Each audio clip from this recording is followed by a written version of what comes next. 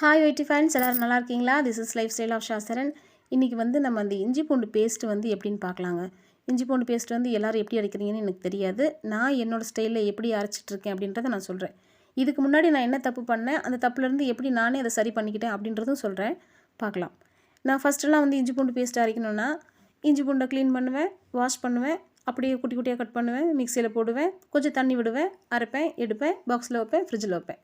இதுதான் என்னோடய பழைய மெத்தடு. இது என்ன ஆகுதுன்னா ஒரு 10-15 டேஸ்க்கு அப்புறம் பார்க்கும்போது என்னதுன்னா கொஞ்சம் அப்படி லைட்டாக கலர் மாறின மாதிரி இருக்கும்.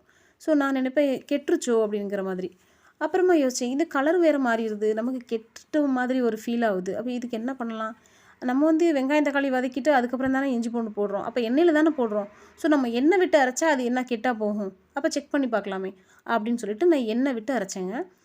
அதாவது இஞ்சியை ஃபஸ்ட்டே வாஷ் பண்ணிடணும், மண் இல்லாமல் வாஷ் பண்ணிவிட்டு தண்ணி இல்லாமல் நல்லா க்ளீனாக ட்ரை பண்ணிடணும், துணி வச்சு நல்லா துடைச்சிட்டு அதுக்கப்புறமா அதை ஸ்கின் அவுட் பண்ணிவிட்டு திரும்ப இஞ்சியும் பூண்டையும் வாஷ் பண்ணக்கூடாது.